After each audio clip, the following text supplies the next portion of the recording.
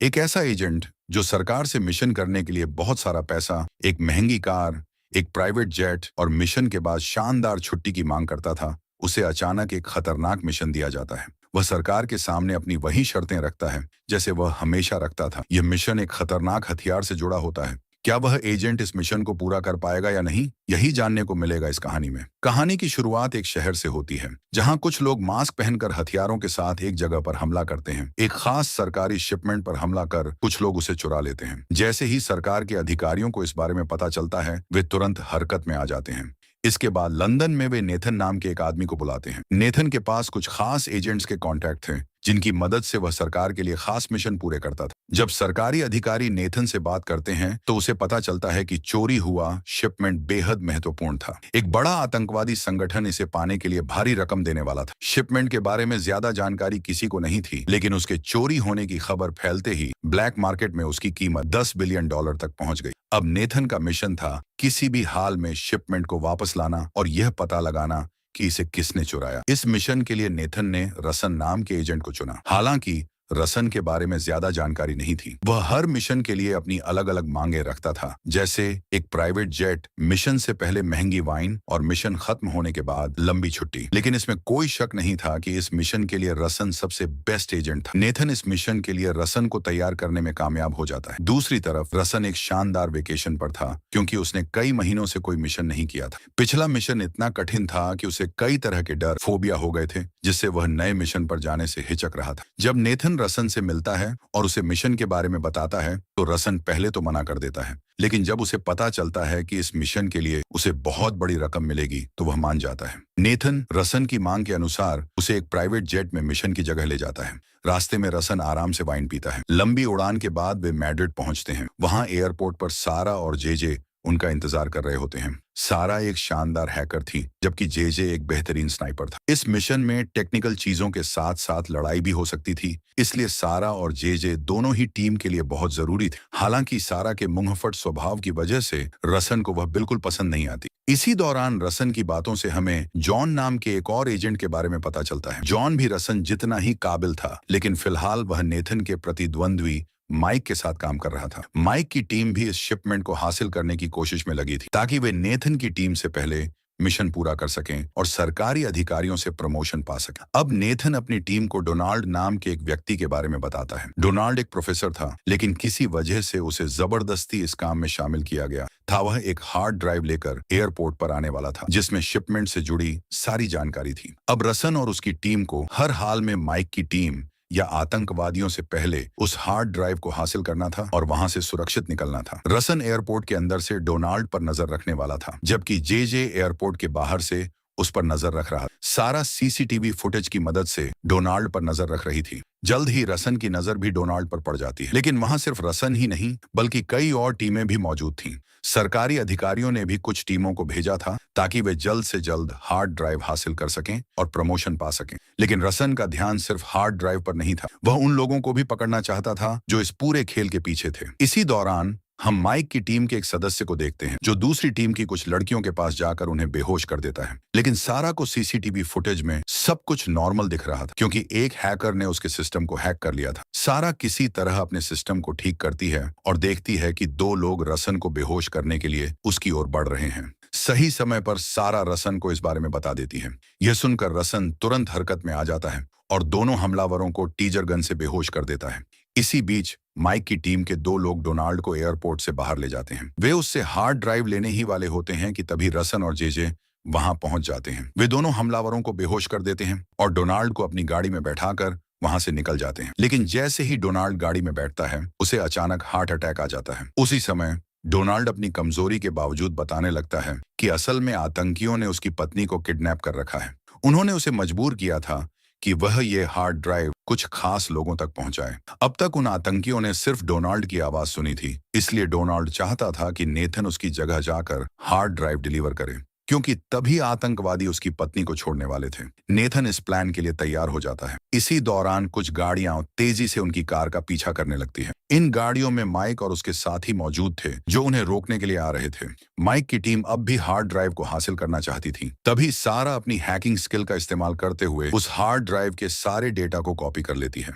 इसके बाद वे माइक की टीम को असली हार्ड ड्राइव सौंप देते हैं। सारा की इस चालाकी की वजह से उनके पास हार्ड ड्राइव का पूरा डेटा भी बचा रहता है और माइक की टीम भी उनका पीछा छोड़ देती है। अब क्योंकि उनके पास हार्ड ड्राइव का पूरा डेटा था, नेथन अपने वादे के अनुसार उन लोगों से मिलने जाता है जो डोनाल्ड से हार्ड ड्राइव लेने वाले थे। वह वहां जाकर चुपचाप बैठा रहता है और कुछ नहीं कहता। जब वे लोग आते हैं तो वे उसके पास रखा सूटकेस उठाते हैं और वहां से चले जाते हैं। नेथन पहले से ही वहां एक कैमरा लगा चुका था ताकि उन लोगों की तस्वीरें रिकॉर्ड हो सकें। बाद में जब उनकी शक्लों को फेस रिकॉग्निशन सिस्टम से स्कैन किया जाता है तो पता चलता है कि उनमें से एक आदमी बेन हैरिस था। बेन हैरिस दुनिया भर के खतरनाक आतंकियों को हथियार बेचने का काम करता था। अगर इस पूरे मामले में बेन हैरिस शामिल था तो इसका मतलब था कि ग्रेग साइमन भी इसमें जरूर शामिल होगा, क्योंकि बेन हैरिस असल में साइमन के लिए ही काम करता था। लेकिन ग्रेग साइमन तक पहुंचना आसान नहीं था। उससे सिर्फ बड़ी बड़ी पार्टियों में ही मिला जा सकता था। लेकिन अगर वे पार्टी में भी जाते तो भी साइमन उनसे बात करने के लिए तैयार नहीं होता। इसलिए रसन एक नया प्लान बनाता है। वह प्लेन को एल शहर की तरफ ले जाने को कहता है, क्योंकि वहीं पर डैनी नाम का एक मशहूर एक्टर रहता था। डैनी साइमन का फेवरेट एक्टर था, लेकिन साइमन ने उसे कितनी भी बड़ी रकम का ऑफर दिया, फिर भी डैनी कभी उससे मिलने नहीं गया। अब रसन का प्लान यह था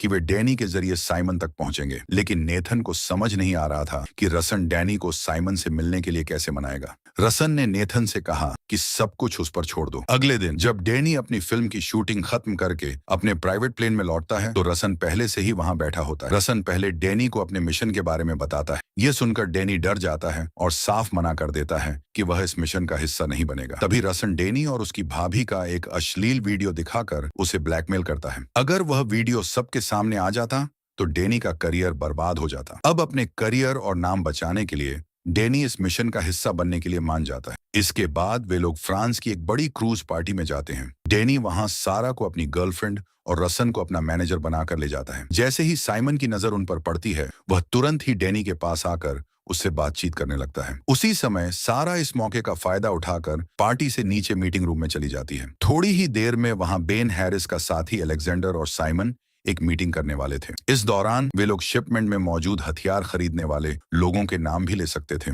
इसीलिए सारा उस रूम में चुपके से एक माइक्रोफोन लगा देती है ताकि वह उन लोगों की बातें रिकॉर्ड कर सके और असली खरीदार का नाम पता चल सके। माइक्रोफोन को पूरी तरह से सेट करने के लिए सारा को कुछ देर वहां रुकना पड़ता है, क्योंकि जे अपने फोन से उस माइक्रोफोन को कनेक्ट कर रहा था। सारा यही कर रही होती है कि अचानक बेन हैरिस उस रूम में आ जाता है। सारा को उस रूम में देखकर बेन हैरिस बहुत हैरान हो जाता है, लेकिन उसे सारा पर बिल्कुल भी शक नहीं होता। सारा ने पूरे हालात को अच्छे से संभाल लिया था और जैसे ही माइक्रोफोन का सेटअप पूरा होता है वह तुरंत वहां से ऊपर चली जाती है। इतना ही नहीं, उन्होंने साइमन के फोन को भी हैक कर लिया था। दूसरी तरफ नेथन और जे एक कमरे में होते हैं जब उन्हें अचानक से पता चलता है कि माइक का एक आदमी भी वहां मौजूद है। वे जैसे ही यह बात रसन को बताते हैं, रसन तुरंत हरकत में आ जाता है। वह उस आदमी को पकड़कर गुप्त तरीके से बेहोश कर देता है और बाद में उसे समुद्र में फेंक देता है। उधर डैनी अभी भी साइमन की बातें सुन रहा होता है। बातों बातों में डैनी साइमन से झूठ बोल देता है कि वह अपनी अगली फिल्म वेपन माफिया के ऊपर बनाने वाला है। साइमन ये सुनकर बहुत खुश हो जाता है और वह डैनी और सारा को टर्की में अपने मैशन बड़े घर में इनवाइट करता है। साइमन चाहता था कि डैनी वहां आकर उसकी लाइफस्टाइल को देखे और समझे कि असली वेपन माफिया कैसे रहते हैं। उसी समय साइमन के कुछ और दोस्त वहां आ जाते हैं, जिनमें एलेक्जेंडर नाम का एक खास आदमी भी शामिल था। वे लोग बेन हैरिस के साथ फोटो खिंचवाने लगते हैं, जिससे बेन थोड़ा परेशान हो जाता है। उसे परेशान देखकर रसन तुरंत वहां पहुंचता है और सारा और डैनी को एक बोट में बैठाकर वहां से ले जाता है। थोड़ी देर बाद एलेक्जेंडर और साइमन मीटिंग रूम में बातचीत करते हैं, लेकिन वे जानबूझकर खरीदार बायर का नाम नहीं लेते। साइमन सिर्फ डील को सही से मैनेज करने की बात करता है।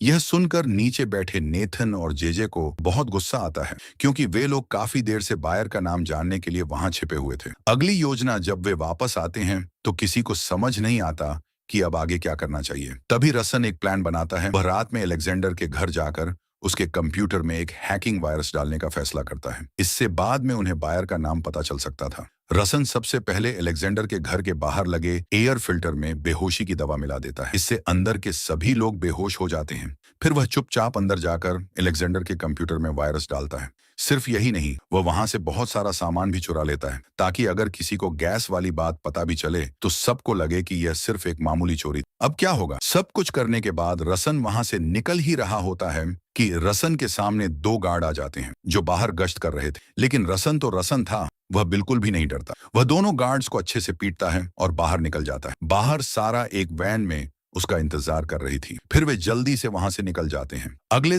दिन सबको पता चल गया था कि रात में अलेक्जेंडर के घर में चोरी हुई थी। चोर रसन ने उनके दो गार्ड्स को बहुत बुरी तरह मारा। इस खबर के बाद कसीम नाम का एक पुलिस ऑफिसर साइमन को कॉल करके इस बारे में बात करता है। अब वे अपनी डील कंप्यूटर के जरिए नहीं बल्कि आमने सामने करने वाले थे। यह सुनकर रसन की टीम को बहुत बड़ा झटका लगता है। नई योजना अब डेनी और सारा डिसाइड करते हैं कि उन्हें साइमन के घर पर जाना ही। कसीम टर्की पुलिस फोर्स का एक करप्ट ऑफिसर था जो शायद बेन हैरिस को बायर्स खरीदारों से मिलवाने वाला था, क्योंकि वो लोग साइमन से हथियार खरीद रहे थे। इसलिए रसन और उसकी पूरी टीम सीधा टर्की पहुंच जाती है। साइमन का मेंशन और सारा का मिशन, सारा और डेनी साइमन के शानदार मेंशन में चले जाते हैं। उधर रसन और जेजे कसीम पर नजर रख रहे थे। जैसे ही सारा साइमन के सामने जाती है, साइमन डेनी के सामने ही उस पर लाइन मारने लगता है। बाद में साइमन डेनी को अपनी कार कलेक्शन दिखाने ले जाता है, जहां डेनी की फेवरेट कार भी। जब साइमन को यह पता चलता है कि डेनी को यह कार बहुत पसंद है तो वह उसे तोहफे में दे देता है। सारा का हैकिंग प्लान।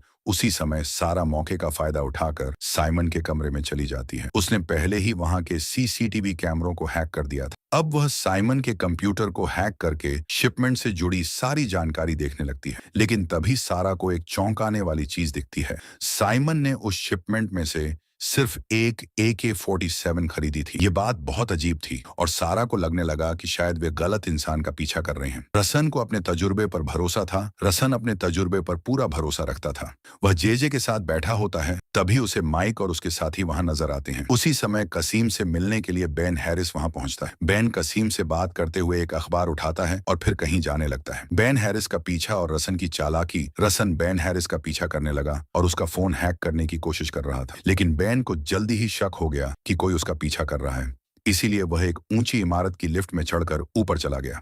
रसन पर हमला और जबरदस्त फाइट। बेन ने अपने गुंडों को नीचे भेज दिया ताकि वे रसन की पिटाई कर सकें, लेकिन रसन ने उल्टा उन सभी की धुलाई कर दी और बिल्डिंग के ऊपर जाने लगा। बेन की चाल और रसन की चालाकी। ऊपर पहुंचकर बेन हैरिस ने एक आदमी को नीचे गिराकर अपनी मौत का नाटक किया। लेकिन जैसे ही रसन ऊपर पहुंचा, बेन ने उसे धक्का देने की कोशिश की। रसन पहले से तैयार था। उसने बेन को ही नीचे धक्का देकर खत्म कर दिया। मिशन पूरा। बेन हैरिस का फोन मिल गया। अब रसन और उसकी टीम के पास बेन हैरिस का फोन था जिसमें जरूरी सबूत मिल सकते थे। रसन की नई चाल, बेन हैरिस की पहचान अपनाना। अब बेन हैरिस मर चुका था, लेकिन कुछ दिनों बाद उसे एक बड़ी डील कंफर्म करनी थी। अच्छी बात यह थी कि जिन लोगों से डील होनी थी उन्होंने कभी बेन हैरिस को देखा नहीं था। इसलिए रसन ने बेन हैरिस की जगह खुद जाने का फैसला किया। सारा की स्मार्टनेस, फेक वॉइस सेटअप। सारा ने बेन हैरिस की आवाज को कॉपी करके फोन में ऐसा सेटअप कर दिया, अगर कोई भी रसन को कॉल करेगा तो सामने वाले को बेन हैरिस की ही आवाज सुनाई देगी। डील के दौरान रशियन माफिया की एंट्री। डील के समय बहुत सारे रशियन माफिया वहां पहुंचे क्योंकि वे शिपमेंट खरीदने वाले थे। लेकिन डील को पूरा करने के लिए 16 डिजिट का पेमेंट कोड चाहिए था जो सिर्फ साइमन को पता था। रसन का प्लान, साइमन को बेवकूफ बनाना। रसन ने बेन हैरिस के फोन से साइमन को कॉल किया और उससे 16 डिजिट कोड पूछने लगा। सारा और ऑर्सन का मास्टर प्लान, आखिरी चाल। सारा ने पहले ही ऑर्सन की आवाज को हैक करके बेन हैरिस की आवाज बना दी थी, इसलिए साइमन को उन पर कोई शक नहीं हुआ और उसने खुशी खुशी 16 डिजिट का कोड दे दिया। अब ट्रांजैक्शन पूरा हो चुका था, लेकिन तभी दो गार्ड वहां आ गए जिन्हें ऑर्सन ने अलेक्जेंडर के घर में पीटा था। उन्होंने ऑर्सन को पहचान लिया, जिससे सभी माफियाओं ने उस पर गन तान ली। जेजे का जबरदस्त स्नाइपर अटैक। इसी बीच पीछे से जेजे अपने स्नाइपर के साथ तैयार बैठा था। उसने एक एक करके सभी माफियाओं को मार गिराया।